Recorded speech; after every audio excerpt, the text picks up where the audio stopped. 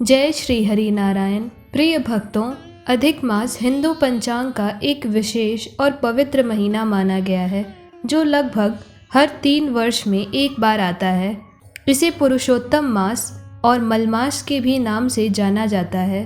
धार्मिक मान्यता के अनुसार यह महीना भगवान विष्णु और भगवान श्री कृष्ण को अत्यंत प्रिय है।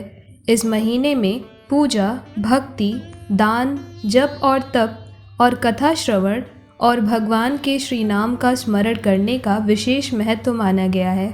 ऐसा माना जाता है कि अधिक मास में किया गया पुण्य कई गुना अधिक फल देता है और जीवन के पाप, कष्ट और बाधाएं दूर होती हैं।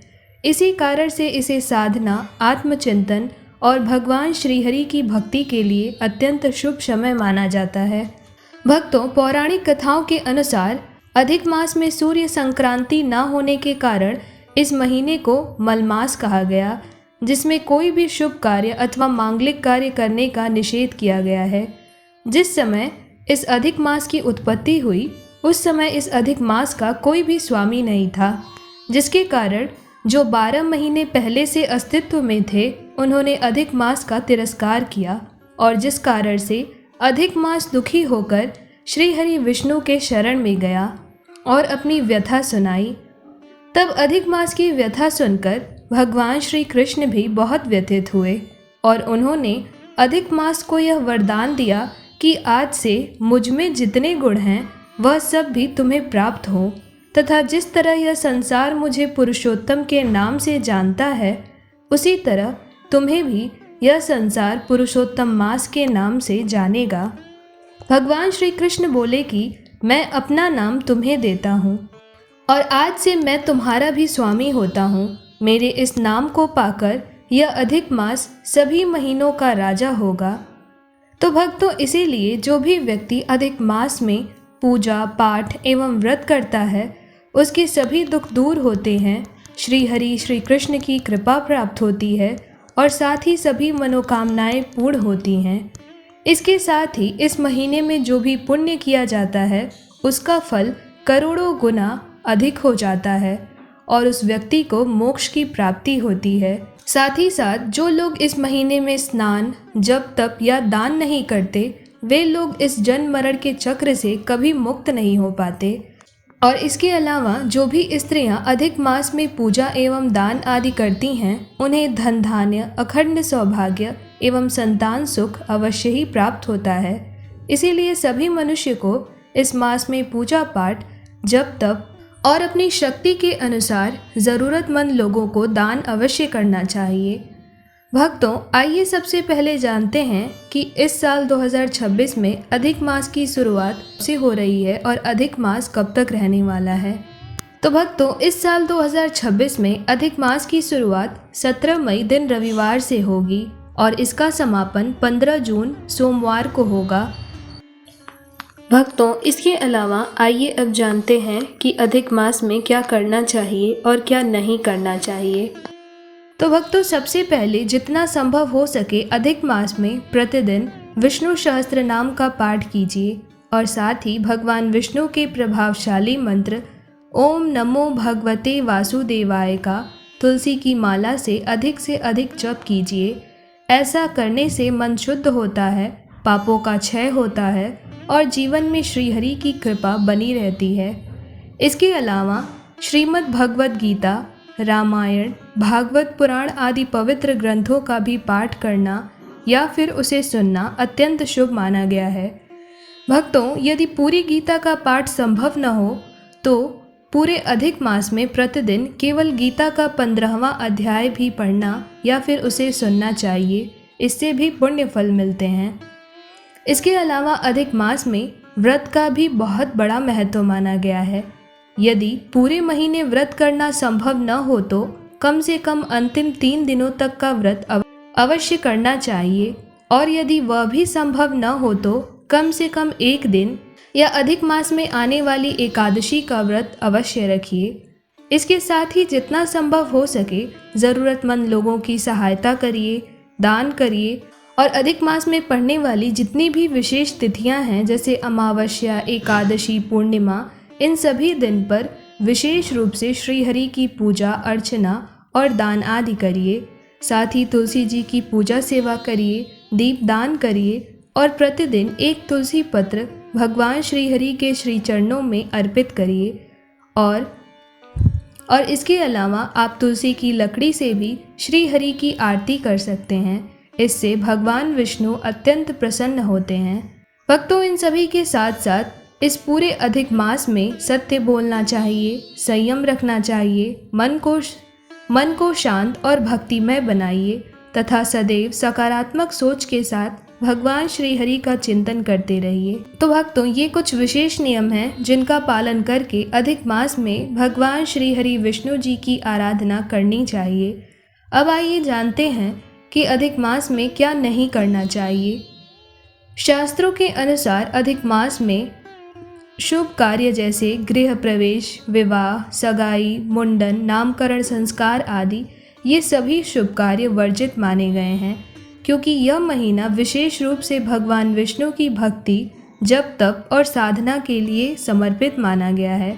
इसके अलावा अधिक मास में भूल कर भी मांस, मदिरा और तामसिक चीज़ें जैसे लहसुन, प्याज आदि का सेवन नहीं करना चाहिए। इसके अलावा झूठ बोलना, निंदा करना, क्रोध करना, अहंकार रखना और मन में नकारात्मक भाव लाना भी इस महीने में अशुभ माना जाता है। किसी से ईर्ष्या द्वेष की भावना मत रखिए और दूसरों के धन या वस्तु का अनुचित उपयोग मत करिए। इसके साथ ही आलस्य, अधिक नींद और अधिक भोजन से भी बचना चाहिए, क्योंकि ये सभी चीज़ें भक्ति और साधना में बाधा उत्पन्न करती हैं।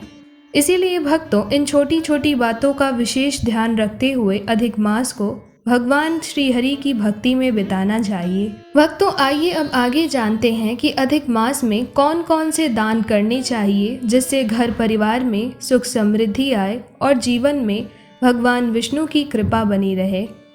तो भक्तों, वैसे तो शास्त्रों में अधिक मास के दौरान अनेक प्रकार के दान करने का महत्व बताया गया है, जैसे कि जल का दान, अन्न का दान, पीले फल का दान, पीली मिठाई का दान, पीले वस्त्रों का दान तथा मिट्टी के घड़ों का दान। परंतु इन सभी दानों में जो सबसे विशेष और अत्यंत पुण्यदायी माना गया है वह है 33 मालपुओं का दान। भक्तों, अधिक मास में 33 मालपुओं का दान बहुत ही विशेष फल प्रदान करने वाला माना जाता है, क्योंकि हिंदू धर्म में 33 कोटि देवी देवताओं का वर्णन मिलता है और 33 मालपुओं का संबंध उन्हीं 33 कोटि देवी देवताओं से माना जाता है।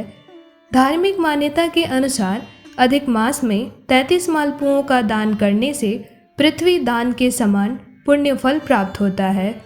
इसीलिए इस दान को अपूप दान भी कहा जाता है। भक्तों, ऐसा माना जाता है कि अधिक मास में श्रद्धा भाव से मालपुओं का दान करने से मनुष्य के पापों का नाश होता है। इसके अलावा ऐसी भी विशेष मान्यता है कि मालपुए बनाते समय उसमें जितने छोटे छोटे छिद्र बनते हैं, तो उन छिद्रों के बनने से तो मनुष्य के परिवार के जो भी पितृजन होते हैं, तो जितने भी छोटे छोटे छिद्र बने हैं उतने नरकों में जाने से पितृ बच जाते हैं और उनकी मुक्ति हो जाती है।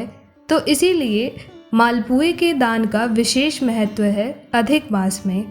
साथ ही यह दान जीवन की अनेक समस्याओं को दूर करने वाला माना गया है, जैसे कर्ज की परेशानी, विवाह में बाधा, संतान सुख में रुकावट, तरक्की में अवरोधक तथा पारिवारिक कलह आदि। इससे वैवाहिक जीवन में भी सुख शांति आती है और घर परिवार में भी समृद्धि बनती है।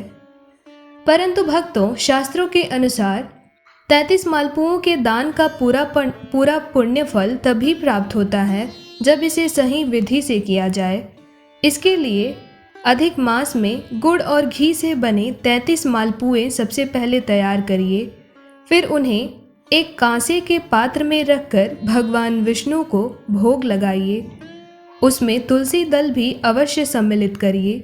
इसके बाद श्रद्धा और विनम्रता के साथ किसी ब्राह्मण, किसी साधु या फिर किसी ज़रूरतमंद गरीब व्यक्ति को इन 33 मालपुओं का श्रद्धापूर्वक दान करिए।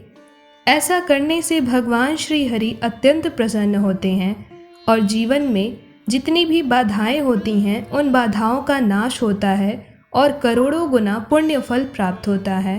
और भक्तों, यदि किसी कारणवश आप यह मालपुए का दान पूरे अधिक मास में प्रतिदिन नहीं कर पाते हैं तो चिंता करने की आवश्यकता नहीं है।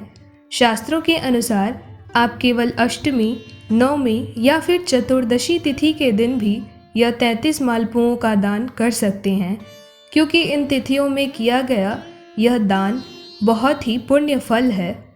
तो इन पवित्र तिथियों पर भगवान विष्णु का स्मरण करते हुए इन 33 मालपुओं का दान ज़रूरतमंद लोगों को अवश्य करिए। इससे जीवन की समस्त बाधाएं दूर होंगी और श्री हरि की कृपा मिलेगी। तो भक्तों, यदि आपको यह पवित्र जानकारी अच्छी लगी हो तो कमेंट में जय श्री हरि विष्णु अवश्य लिखिए। और अगली वीडियो में हम आपको बताएंगे कि अधिक मास में 33 दीपों का दीपदान किस प्रकार किया जाता है, उसकी सही विधि क्या है और उससे मिलने वाले अद्भुत पुण्य फल कौन कौन से हैं। जय श्री हरि विष्णु।